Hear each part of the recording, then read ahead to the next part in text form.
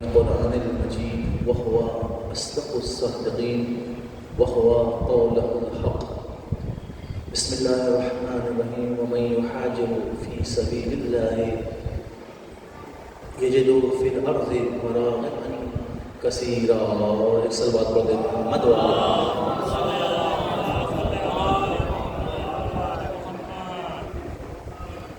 پروردگار کا لاکھ لاکھ شکر ہے. اس کا جتنا شکر ادا کیا جائے کم ہے کہ اس نے ہمیں اس در سے متصل کر دیا.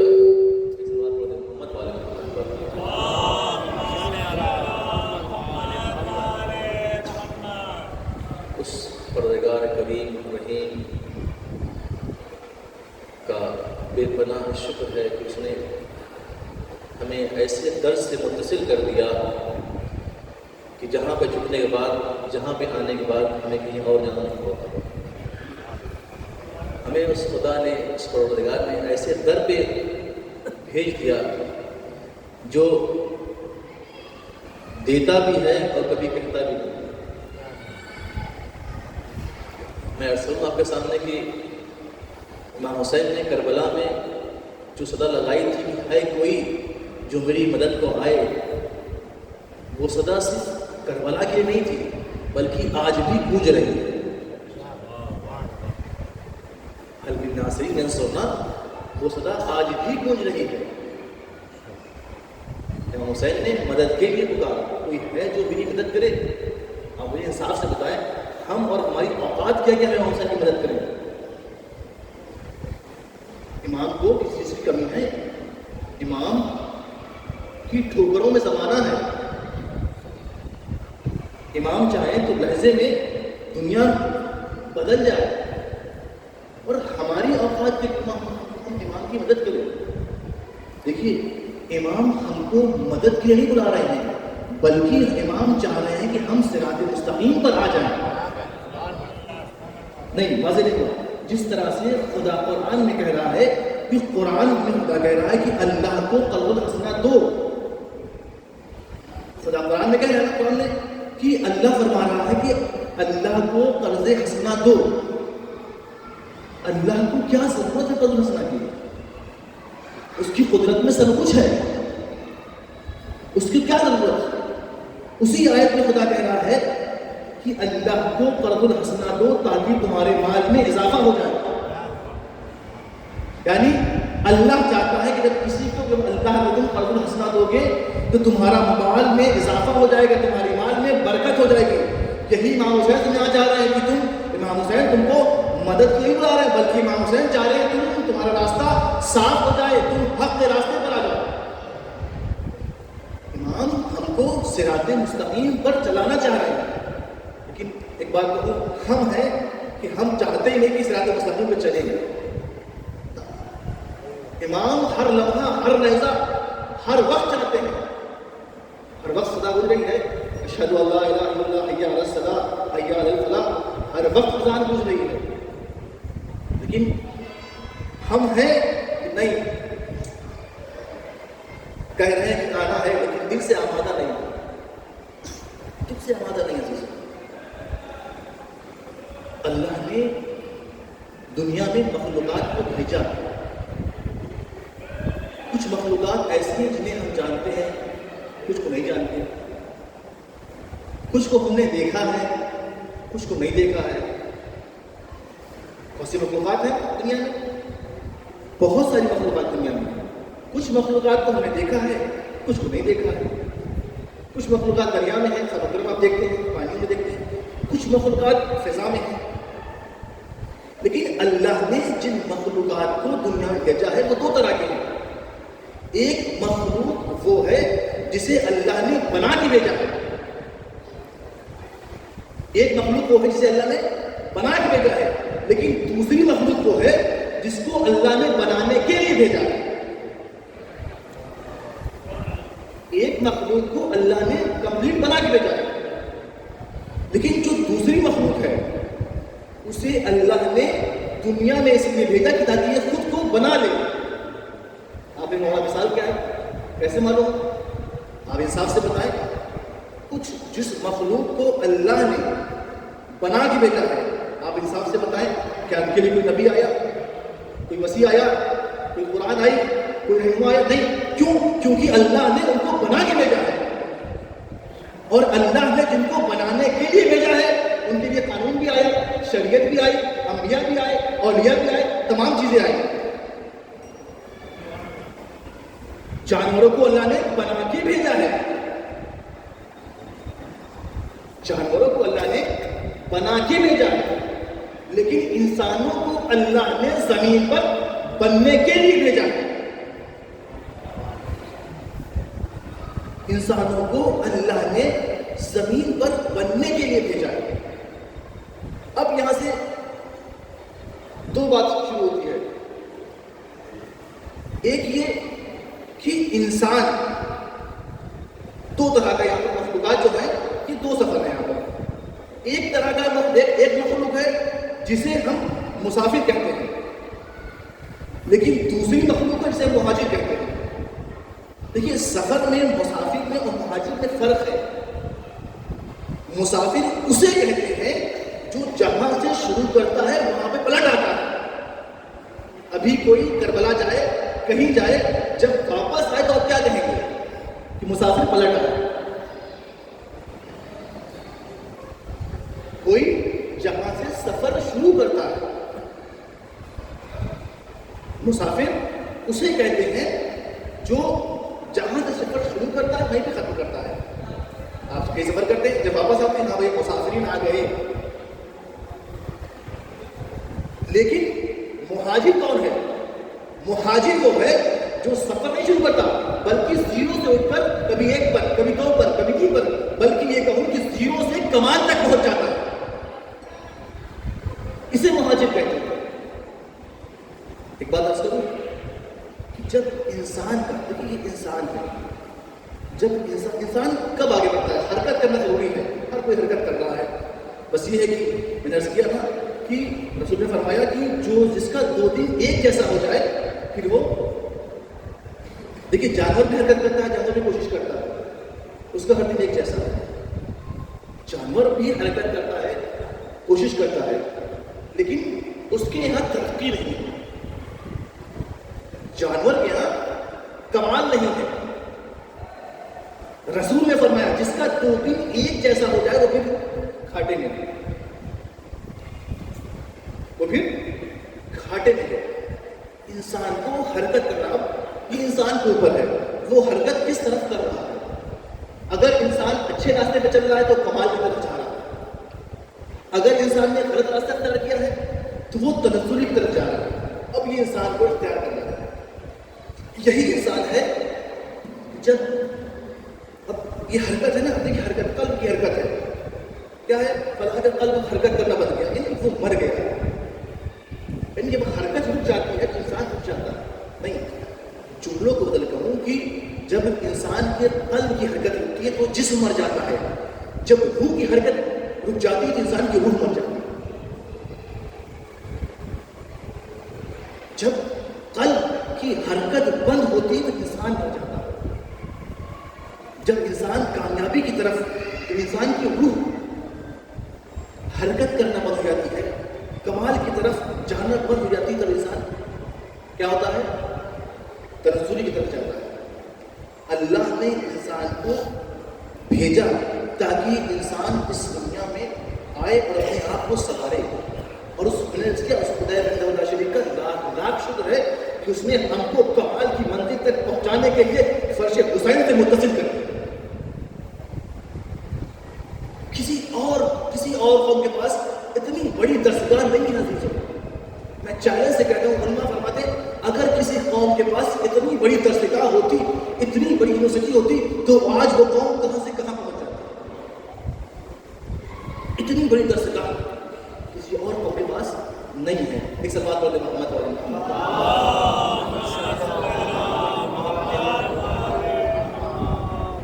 انسان کیا ہے؟ مہاجر ہے، ہجرت کر رہا ہے. انسان مسافر نہیں ہے. یہ سوال پڑھتے محمد والے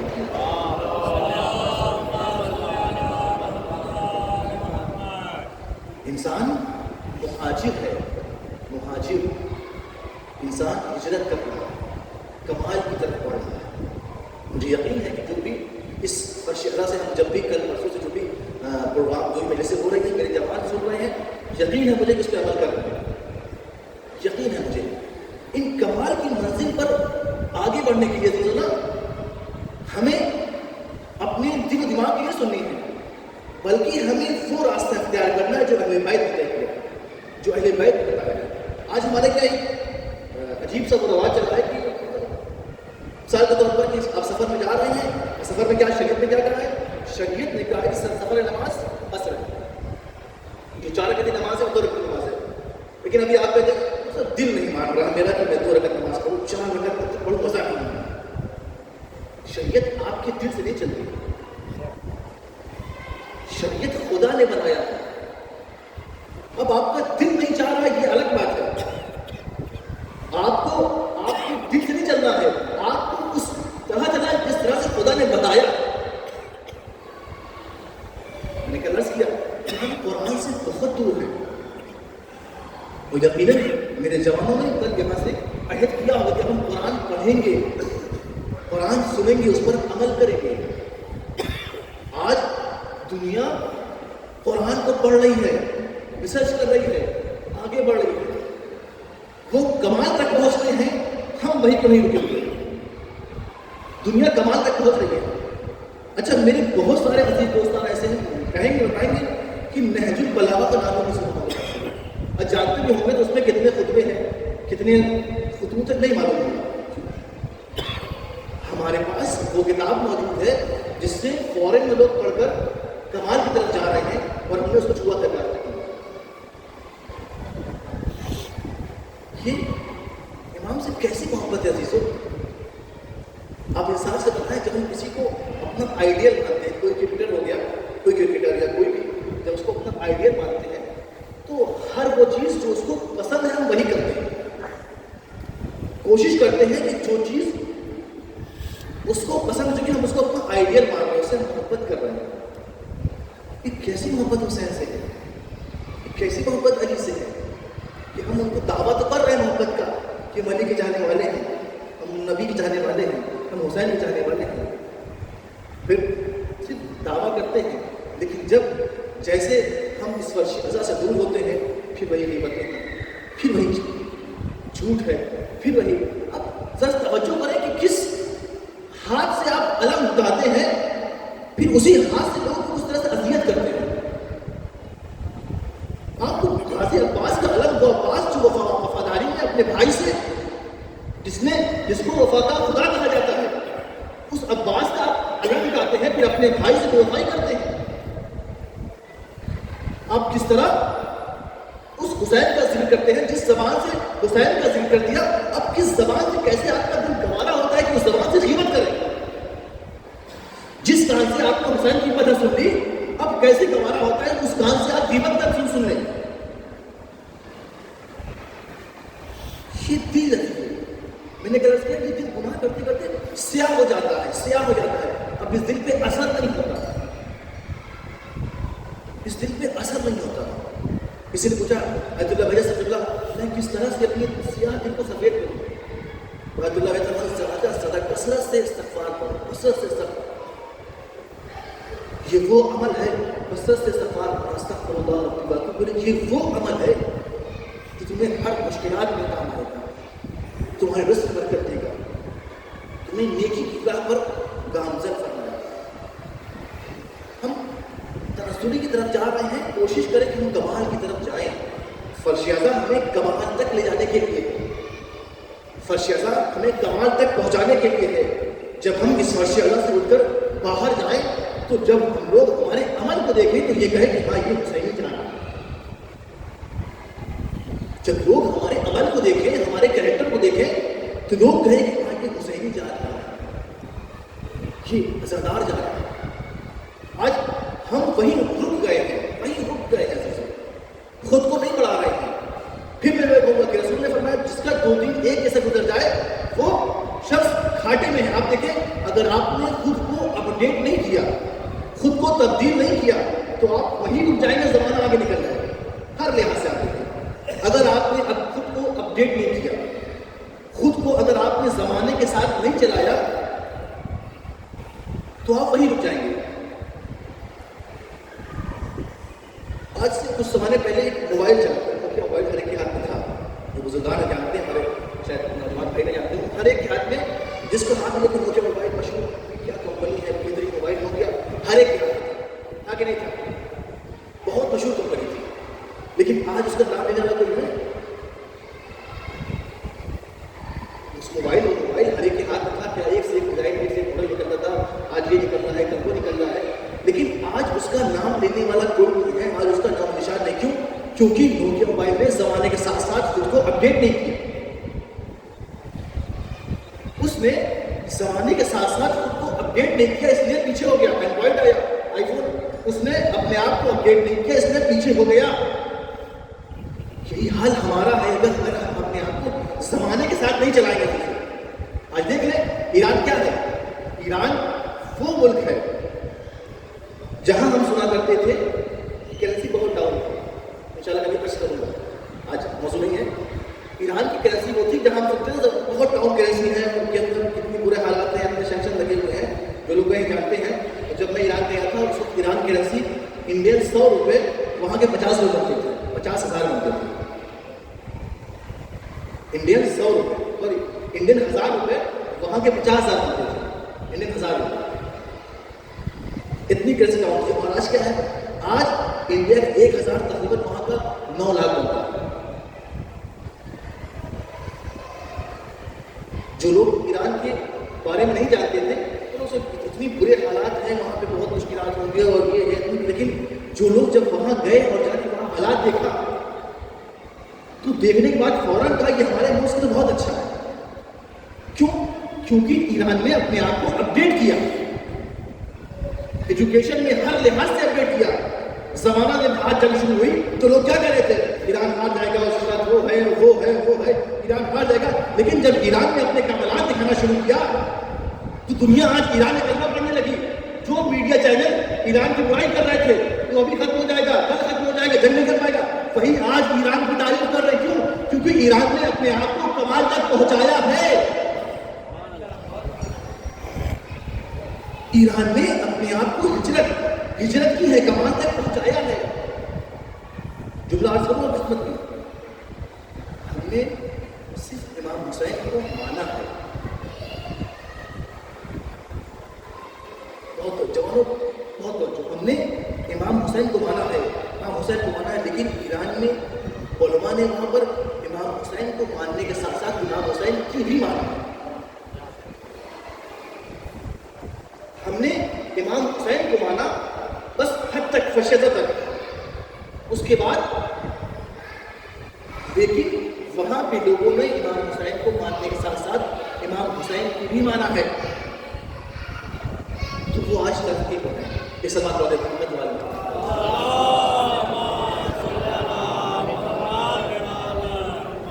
امام حسین کی بھی مانا ہے۔ وجہ کیا ہے؟ ہم آج پیچھے، وجہ یہ کہ میں نے عرض کیا کہ ہم نے اپنا مادی نقصان تو دیکھا لیکن روحانی نقصان نہیں دیکھا۔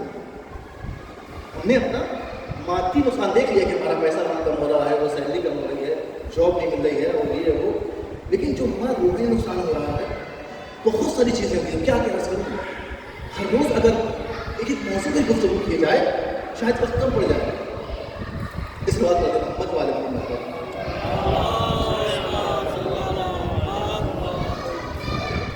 ہم نے اگر اسلام کو مانا ہے تو اسلام کی بھی مانے عزیز ہے۔ وجہ کیا ہے؟ وجہ یہ ہے کہ ہم بہت ساری چیزوں کو اگنور کرتے ہیں۔ مثال کے طور پر ہمارے درمیان خبز کی وجہ سے بہت سے ایسے لوگ ہیں جو خبز نکالتے ہی نہیں، بہت سے ایسے لوگ۔ خبز کیا ہے؟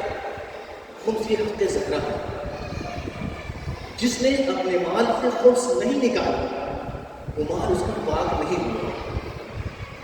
اب وہ جب اپنے بچوں کو کھلائے گا، اب آپ بتائیے جس مال کو پاک نہیں کیا گیا ہے، اب جب وہ بچہ وہ مال کھائے گا تو اس کا اثر کیسا ہوگا؟ خبز کیا ہے؟ ہم میں سے بہت لوگ اتنی شرم نہیں ہے کہ آپ کے پاس 2-3 لاکھ بچے؟ اگر آپ کے پاس 100 روپئے بھی بچ رہا ہے تو اس کو نکالنا واجب ہے. یہاں پر کثرتیں نہیں کی جاتی، یہاں پر نیت دیکھی جاتی ہے. یہاں پر نیت دیکھی جاتی ہے. ہمارے یہاں بہت سے لوگ ایسے ہیں خمس نہیں جانتے. خمس ہے کیا؟ خمس وہ چیز ہے جو سال بھر کی کمائی کے بعد جتنا پیسہ آپ کے پاس بچتا ہے اس کا 5واں حصہ خمس نکالنا واجب ہے. یہ حق ہے بیوی فاطمہ زہرا ہے. پھر اس میں سے 2 حصہ ہوتا ہے. ایک ہوتا ہے سہم امام، ایک ہوتا ہے سہم سادہ. مثال کے طور پر آپ کے پاس آخری سال میں 10,000 بچے، اب اس کا 5واں حصہ کتنا ہوگا؟ 20%، 2,000 آپ نے خمس نکالا. اس کا 1,000 سہم امام گیا اور 1,000 سہم سادہ. جو لوگ خمس نہیں نکالتے ہیں، بہت توجہ، جو لوگ خمس نہیں نکالتے وہ ان کا مال بیماری سے، آزاری سے، ادھر سے ادھر سے اس سے زیادہ خرچ ہو جاتا ہے. لیکن جو لوگ خمس نکالتے ہیں خدا ان کے مال میں برکت دیتا ہے. یہ ایک موضوع سمجھ کے ہٹ کی بات تھی. آج ایک صاحب سے عرض کر رہا تھا اس سوال پر محمد علیہ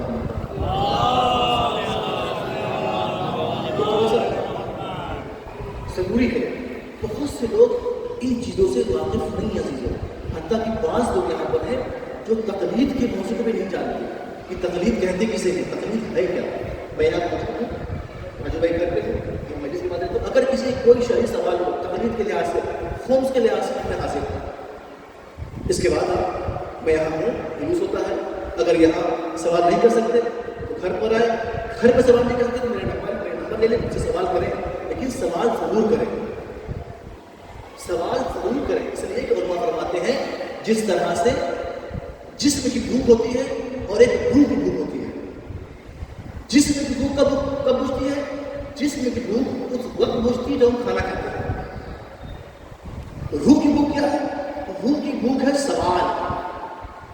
جب روح کی بھوک سوال ہے، جب اس کو جواب مل جاتا ہے تب وہ سیٹسفائی ہو جاتی ہے. اس لیے شرمائے نہیں، سوال کرو اس سے پہلے کہ آپ سے سوال کیا جائے. سوال پڑھ دیتا ہوں.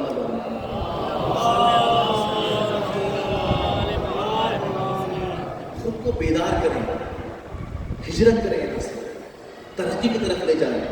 خود بھی جائیں، اپنے دوستوں کے ساتھ ان کو بھی آگے لے جائیں. اس لیے کہ ہم امام کے سپاہی ہیں. آج اگر ہم آگے نہیں بڑھیں گے تو دنیا ہمیں کچل کے نکل جائے گی. آگے نکل جائے. دیکھیے دنیا آگے نکل بڑھ چکی ہے، ہم وہیں تو ویٹ کریں گے، ہم وہیں تو ویٹ کریں گے. آج جتنی جیلسی، جتنی جلن، جتنی حسد ہمارے اندر پائی جاتی ہے کسی اور قوم میں نہیں. معاف کیجیے گا، میں شاید تلخ گفتگو کر رہا ہوں، سب اور تلخ گفتگو ہے، لیکن حقیقت یہ ہے جتنی جیلسی، جتنی حسد ہمارے اندر پائی جاتی ہے ہمارے اندر، تو کسی اور قوم کے پاس نہیں. یہی وجہ ہے کہ آج ہماری قوم وہیں پہ نہیں ہوئی. جیلسی، حسد. مرزا محمود اطہر صاحب کلکتہ کے جو تھے، سوری لکھنؤ والے، وہ اپنی ایک مجلس میں ایک بہترین مثال دیتے ہیں کہ ہمارے قوم میں حسد کیا ہے اور اس کا نتیجہ کیا ہے. جو ہماری قوم آج حسد، ایک دوسرے جیلسی، ارے وہ کیسے بڑھ رہے ہیں، وہ کیسے، وہ ایک خوبصورت مثال دیتے ہیں. علی بھائی آپ ایک خوبصورت مثال دیتے ہیں. کیا مثال دیتے ہیں؟ وہ کہتے ہیں کہ وہ ایک مجلس پاس کرنے لگے کہ میں گاؤں سے گزر رہا تھا کہ میں نے کیا دیکھا. بہت توجہ میرے جواب میں، بہت توجہ. وہ کہتے ہیں کہ میں ایک گاؤں سے گزر رہا تھا کہ میں نے کیا دیکھا کہ ایک گاؤں میں ایک چوراہا ہے اور اس چوراہے پہ 2 کنویں. میں نے عرض کیا کہ میں ایک چوراہے سے گزر رہا تھا، کیا دیکھا اس چوراہے پہ 2 کنویں.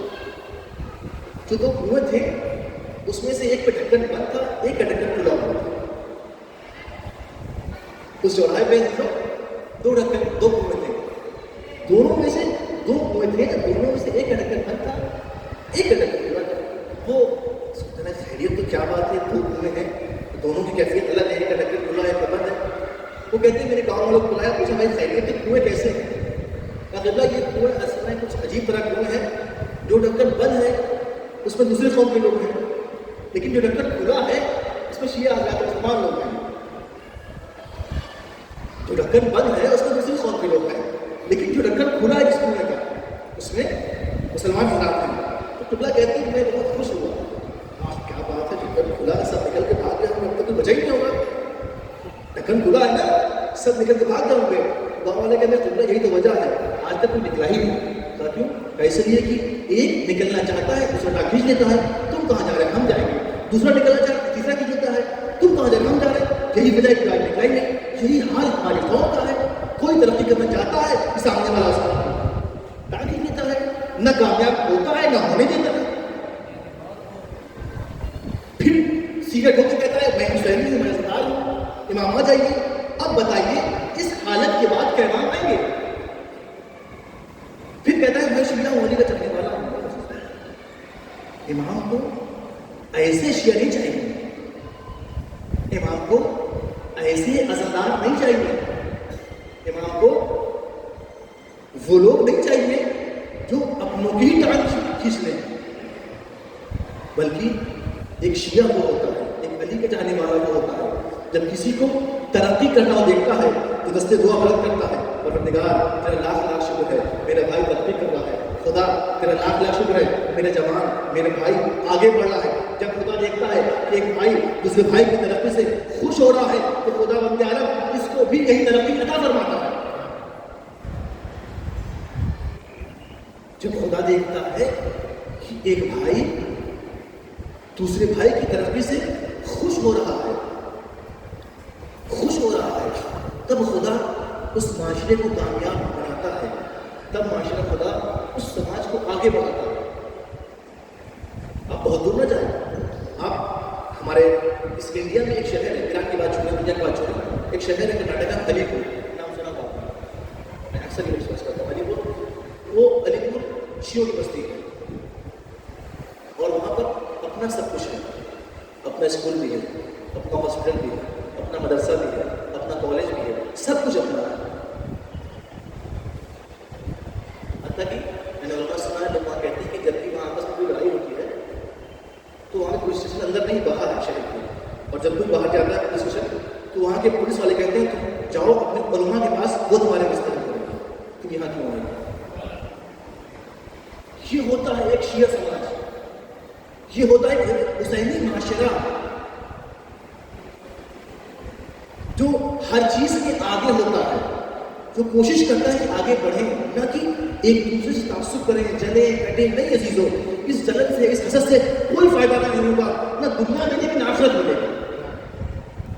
نہ یہاں کامیاب ہوگے نہ وہاں کامیاب ہوگے. ایک سوال کر دیتا ہوں,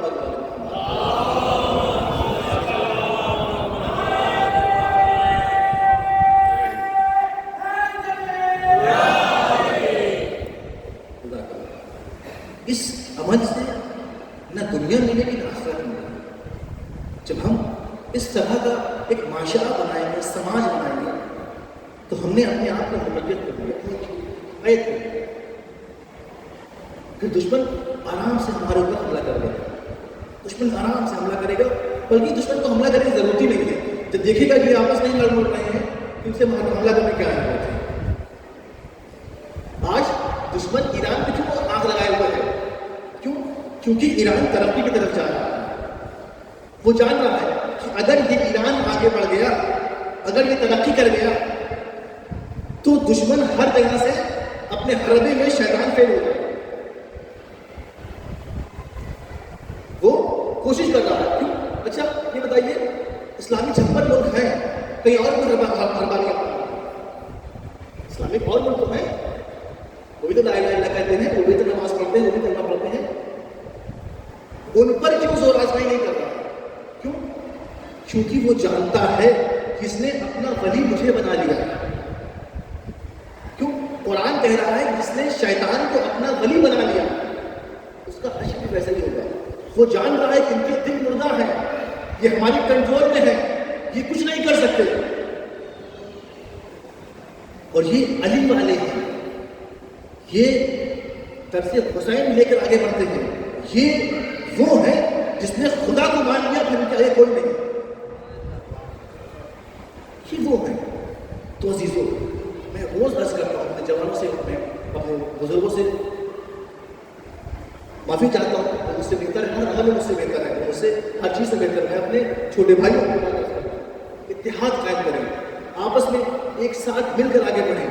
یہ انجمن صرف انجمن محرم تک کے لیے نہیں ہے، بلکہ یہ انجمن 365 دن کے لیے ہے. صرف آپ محرم میں ایکٹیو نہ ہو، صرف محرم میں آپ صحیح نہ بنے، بلکہ ہمیشہ ایک حسینی پڑھ کے آگے بڑھتے رہیں. جب آپ کی محبت ہوگی نا، جب آپ کے اندر اتحاد ہوگا نا، تب خدا آپ کو اور آگے بڑھائے گا، تب خدا آپ کو اور ترقی دے گا. جناب ابراہیم کے زمانے میں بہت اچھا ایک واقعہ نقل کرتا ہوں. جناب ابراہیم کے زمانے میں 2 بھائی تھے. دیکھیے، جب ہمیں اختلاف ہوتا ہے، ہم آپس کی لڑائی کرتے ہیں، تو وہاں سے برکت ختم ہو جاتی ہے. جہاں اتحاد ہوگا وہاں پر خدا کی برکت ہوگی. لیکن جہاں پر ہم آپس میں مل کے بڑھتے ہوتے ہیں نا، تو محبت ہوتی ہے، اتحاد ہوتا ہے، آپس میں ایک جہتی سے آگے بڑھتے ہیں نا، اپنے بھائی کے لیے محبت کی نگاہ سے دیکھتے ہیں، تو خدا بھی ہمارے ساتھ ہے. خدا ہمیشہ ہمارے ساتھ ہے. لیکن فرق ہے کہ کہاں ہم خدا کے لیے کر رہے ہیں، کہاں ہم اپنے لیے کر رہے ہیں.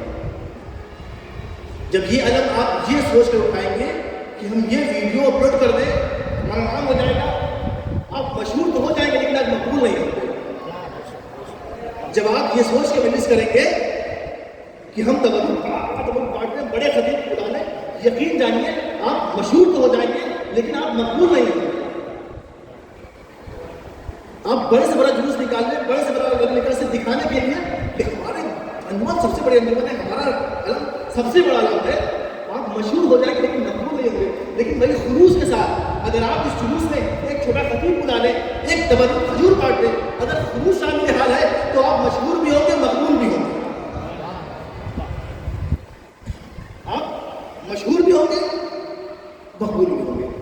جناب ابراہیم کے زمانے میں 2 بھائی تھے.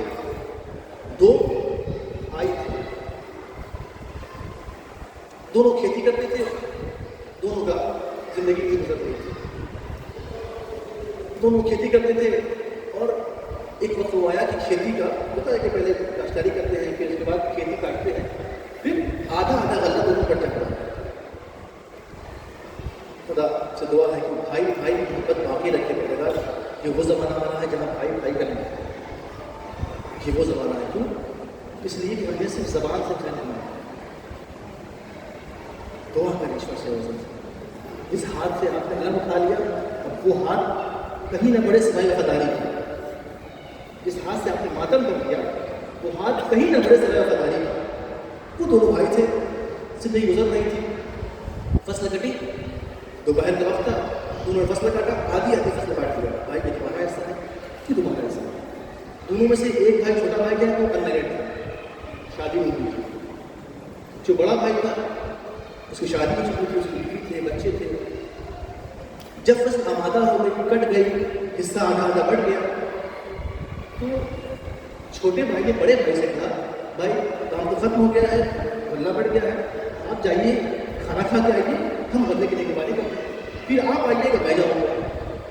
یہ ہوتی محبت. بڑا بھائی چھوٹے بھائی کے لیے باپ کی طرح ہے اور چھوٹا بھائی بڑے بھائی کے لیے بیٹے کی طرح. بھائی خدا سلامت رکھے آپ کے بھائیوں کو، خدا سلامت رکھے آپ کی محبتوں کو. یہ محبت ہوتی ہے. مولانا سے پوچھا، مولانا یہ بتائیے کہ بھائی اور دوست کی مثال کیا ہے؟ مولانا نے کہا کہ دوست جو ہے وہ ہیرا ہے اور بھائی جو ہے وہ سونا ہے. کیا فرمایا؟ مولانا فرمایا دوست جو کیا ہے؟ ہیرا ہے اور بھائی کیا ہے؟ سونا ہے. تو ہیرا زیادہ قیمتی ہوتا ہے، سونے کی قیمت کم ہے، تو زیادہ رہنے لگتا ہے. قیمت میں کیا نہیں، ہیرا جو ہے ہمیشہ اپنی ایک شکل میں باقی رہے گا، لیکن سونے کو آپ جب چاہیں جیسا چاہے بنا سکتے ہیں. ہیرا جو ہے ہمیشہ ایک شکل میں باقی رہے گا، اس کی آپ کیفیت کو چینج نہیں کر سکتے. لیکن سونا جب چاہیں کبھی چاہے اس کی انگوٹھی بنا لیں، جب چاہے اس کو آپ جیسا چاہے بنا سکتے ہیں. تو بھائی ایسا ہے، بھائی ہر سچویشن میں، ہر مرحلے میں آپ کو، اگر اس کو باپ کے جہاں باپ بن جائے گا، ایک وقت آئے گا دوست بن جائے گا، ایک وقت آئے گا ٹیچر بن جائے گا. بھائی یہ ہے. تو بھائی نے کہا بھائی آپ جائیے آرام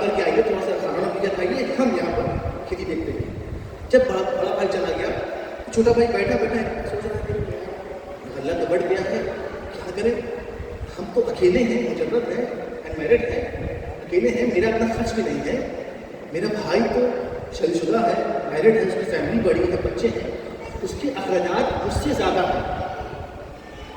बहुत तवज्जो मेरे जवाब, बहुत तवज्जो, बहुत बड़ा दर्स है, बहुत बड़ा पैगाम है मिल्लत के लिए।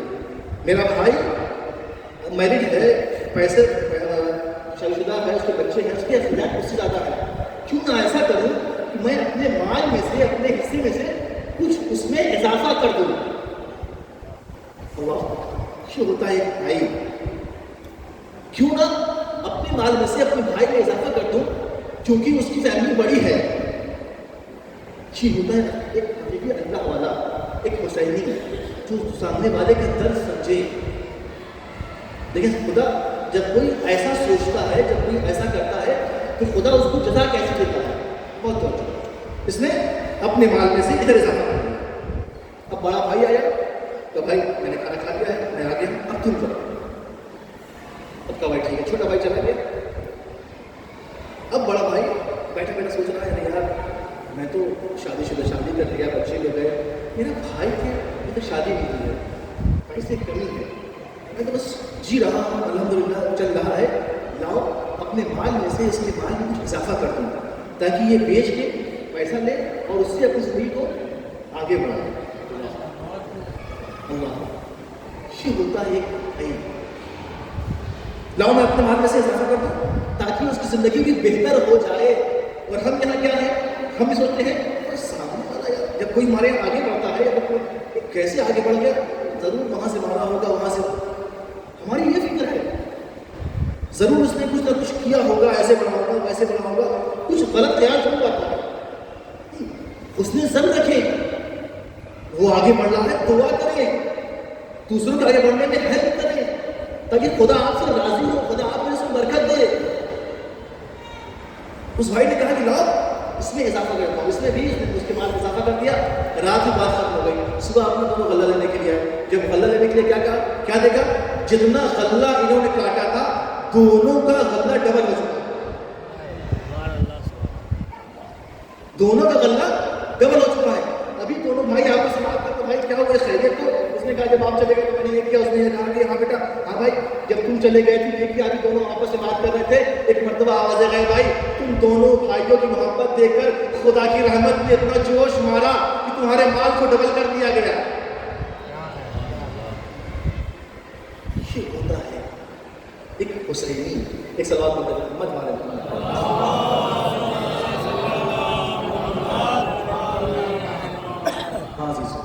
ये होता है हकीकी अली वाला।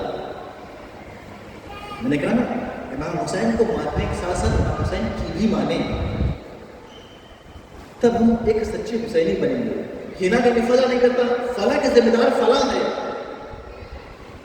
आप अपने अमाल के जिम्मेदार हैं। रोज़े क़यामत आपको ना आपका अमाल मेरे साथ पूछा जाएगा, ना मेरा आपसे पूछा जाएगा।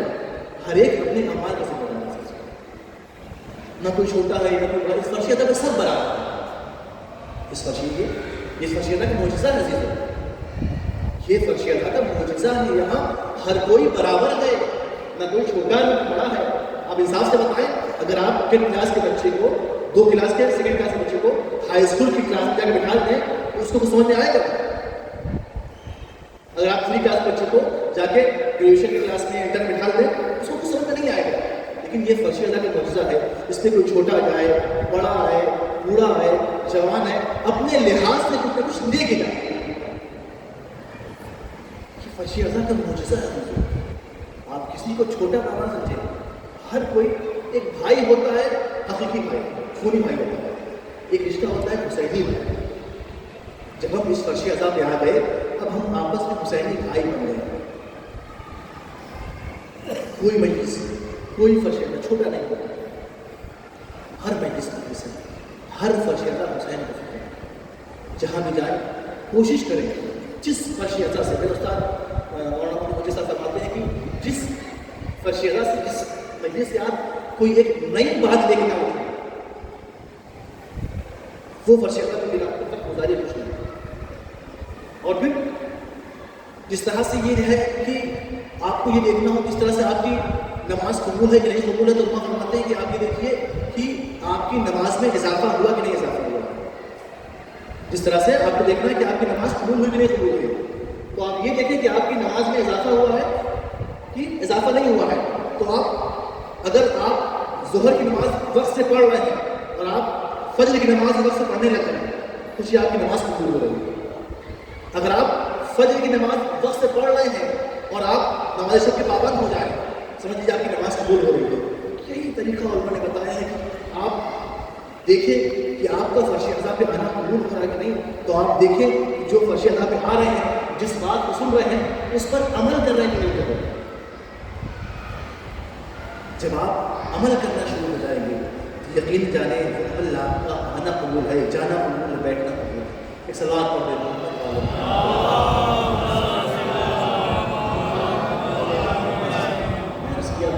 کوئی مجلس، کوئی ماتم، کوئی فرش اعضاء چھوٹا نہیں ہوتا، چاہے کسی بارگاہ میں ہو یا کسی کے گھر میں. کوئی فرش اعضاء چھوٹا نہیں. کبھی کسی کو کسی فرش اعضاء کو، اس لیے کہ ہر فرش اعضاء پہ کوئی آئے نہ آئے، آپ آئے نہ آئے، حسین کی دوچاری بات وہاں چلی جاتی ہے.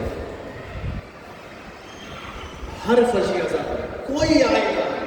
ایران کا بہت مشہور واقعہ ہے. ایک عالم دین بہت مشہور ذاکر ایران، بہت مشہور نقل کرتے ہیں کہ میں کسی ایام ازاں میں بہت مصروف تھا، یہاں مجلس وہاں مجلس وہاں مجلس. تو میرے پاس دو چھوٹے بچے ہیں، مولانا ہم نے بھی گھر میں مجلس رکھا ہے، آپ لوگوں کو کہتے بیٹا وقت نہیں ہے ہمارے پاس، کیا کریں؟ بس 2 منٹ بسائب پڑھنے چلی جاتی. کب 2 منٹ پڑھیں گے؟ کہاں بس 2 منٹ کا. ٹھیک ہے، ہم آدھا رکھو، میں فلاں کے بعد وقت پڑھنے کے بعد آؤں گا، پھر مجلس پڑھوں گا. بچوں نے اپنا گھر سجایا، فرش اعضاء بچھایا، مولانا آئے، مجلس پڑھا، مسائل پڑھا. جیسے ہی مولانا چاہتے تھے کہ نکلے، ایک مرتبہ بچوں کا مولانا کو تبرک ہے، تھوڑا سا چائے پی لیجیے.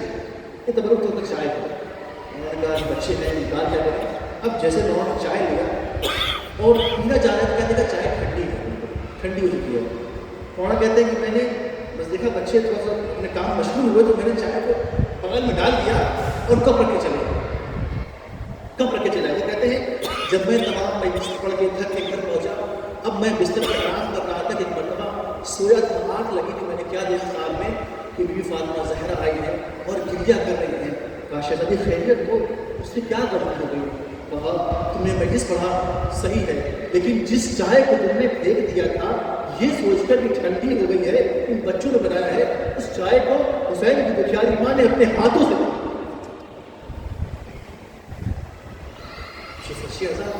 فرش اعضاء ہے، چاہے چھوٹا ہو بڑا ہو، یہ فرش اعضاء ہے. آج تو محرم ہو گئی، آپ رونے کے لیے آمادہ ہیں، آپ حسین قدم مارنے کے لیے آمادہ ہیں. حسین کا چھوٹا سا قافلہ کربلا کی طرف رواں دوا ہے، آگے بڑھ رہا ہے. ایک مرتبہ وہ منزل بھی آئی، ایک مرتبہ حسین نے بھیا عباس سے کہا بھیا عباس ذرا دیکھو تو کہ کون سا قافلہ آ رہا ہے. جب وہ قافلہ قریب آیا، کیا دیکھا؟ خر کا لشکر ہے اور اتنا پیاسا ہے کہ اگر پانی نہ پیا تو کچھ دیر میں ہلاک ہو جائے گا. جیسے ہی وہ لشکر حسین کے قریب پہنچا، ایک مرتبہ حسین نے غازی عباس کو دیا، بھیا عباس مشق دہانے کھول دو، ارے خر کا لشکر پیاسا ہے. میں کہوں گا اے مولا، ارے دشمن پہ فوج ہے، آپ کو اتنا ترس آ رہا ہے. یہی نہیں کہا بھیا عباس ارے ان کے ساتھ ساتھ ان کے جانوروں کو پانی پلاؤ، ان کے جانور بڑے پیاسے ہیں. میں کہوں گا اے آقا، ارے دشمن کے ساتھ ساتھ ارے جانوروں کا بھی اتنا خیال، ارے آئی سکینہ ہوگی، ارے صبح عاشور ہوگی، ارے اتنی پیاسی ہوگی، بس سماج کا جملہ ہوگا اللہ تاش بابا ہائے پیاس مارے گا نہیں. جزاکم اللہ خیر الجزا. خدا آپ کو کوئی غم نہ دے سوائے اپنے حسین کے. عزیزو یہ وہ راتیں چل رہی ہیں، کریا کر لو. کیا معلوم اگلے برس ہم رہے نہ رہے، اگلے برس جو زندہ رہے گا وہ حسین پہ کریا کرے گا. رو لو عزیزو، کریا کر لو. عزیزو حسین نے تمام قافلے والوں کو پانی پلایا. ایک مرتبہ حسین پانی پلا رہے تھے کہ حسین کی نگاہ ایک ایسے سپاہی پہ جا کے پڑی جو آگے نہیں بڑھ پا رہا تھا، اور غش کے مارے پیاس اتنی سخت اس کو پریشان کر رہی تھی کہ گر گیا. اس سپاہی کا بیان ہے جیسے حسین نے مجھے دیکھا، آقا خود دوڑے دوڑے آئے اور مجھ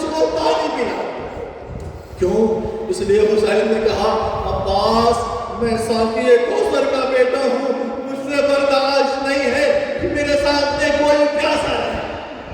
جزاکم اللہ خیر الجزا۔ لو عزیزو، حسین نے دشمن کو پانی پلا دیا۔ اب حسین چاہتے ہیں کہ آگے بڑھے۔ ایک مرتبہ اور نے حسین کے نجام پہ ہاتھ رکھوا دیا تو حسین اب آپ آگے نہیں جا سکتے۔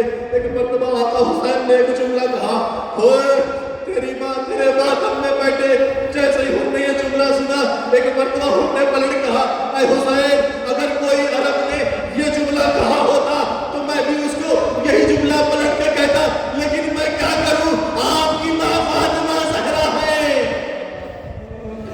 جزاکم اللہ خیر الجزا۔ حسین آپ کی ماں فاطمہ زہرا ہے۔ جیسے ہم نے میدان فرس میں ہاتھ ڈالا نا، ایک مرتبہ غازی کو جلالا گیا، غازی نے تلوار کو میدان سے نکالا۔ ایک مرتبہ حسین نے کہا کیا پاس ابھی کربلا نہیں ہے۔ لو عزیزو، تو محرم آ گئی۔ یہ وہ دن ہوتے ہیں عزیزو، کب یہ دن آیا، کب گزر گیا حسین کہ کب ہم نے ماتم برداری کیا، حق گریہ ادا نہیں ہو پاتا، یہ دن گزر جاتا ہے۔ تو محرم آ گیا۔ وہ کون سا دن ہے دو محرم؟ یہ وہی دن ہے جب حسین کا چھوٹا سا قافلہ کربلا کی سرزمین پر وارد ہوا۔ جیسے ہی حسین کا یہ قافلہ سرزمین کربلا میں وارد ہوا، اب حسین چاہتے ہیں کہ گھوڑے کو آگے بڑھائے۔ یہ تاریخ کہتی ہے حسین نے کئی سواریاں بدلی لیکن گھوڑا آگے نہیں بڑھ رہا ہے، گھوڑا آگے نہیں بڑھ رہا ہے۔ ایک مرتبہ حسین نے وہاں کے لوگوں کو بلایا اور ایک سوال کیا، اس زمین کو کیا کہتے ہیں؟ کسی نے کہا مولا اس سرزمین کو نینوا کہتے ہیں، کسی نے کہا مولا اس سرزمین کو ماریا کہتے ہیں، کسی نے کہا مولا اس زمین کو شد فرات کہتے ہیں۔ ایک بزرگ آگے بڑھا، کہا مولا اس زمین کو کربلا کہتے ہیں۔ جیسے حسین نے کربلا کا نام سنا، غازی عباس کو اعلان کیا، بھیا عباس میں ملے سجا دو، ارے ہماری آباد دو، ارے ہماری منزل آ گئی، یہی وہ جگہ ہے، ارے جہاں تمہارا بازو بنے گے، یہی وہ جگہ ہے جہاں قاسم کا لاشا بابان ہوتا، ارے یہی وہ جگہ ہے جہاں عباس جہاں اکبر گردے بنے گی پرچی کھائے گا، ارے یہی وہ جگہ ہے جہاں 6 مہینے کا عسکر گلے میں تیر کھائے گا۔ جزاکم اللہ خیر الجزا۔ خدا آپ کو کوئی وقت نہ دے سوائے غم حسین کے۔ ہماریاں اتار دی گئی، محملیں سجا دی گئی، خیمے لگا دیے گئے۔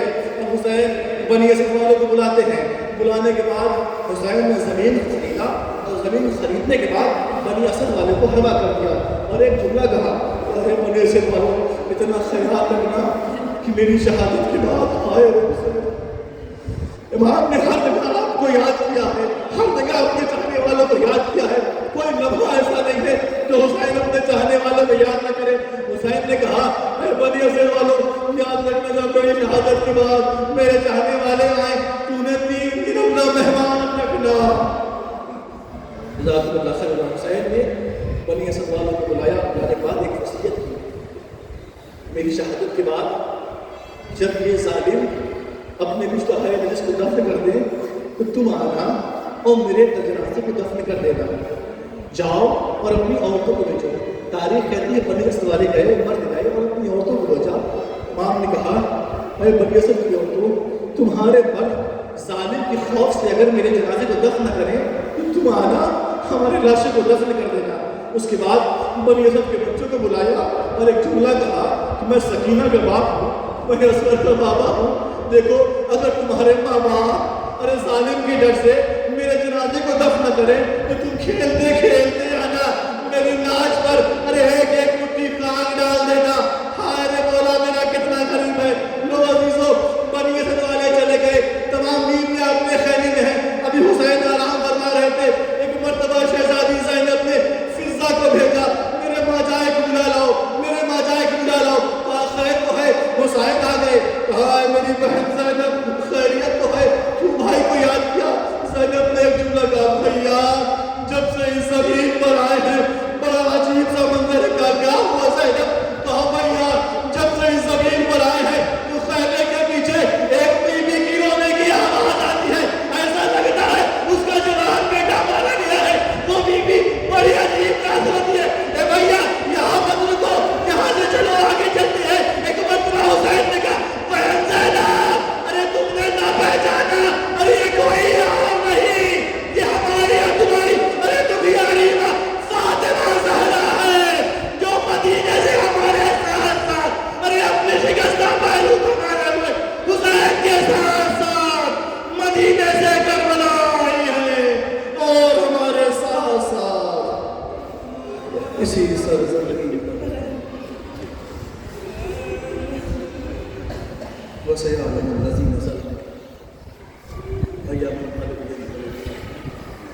إنا لله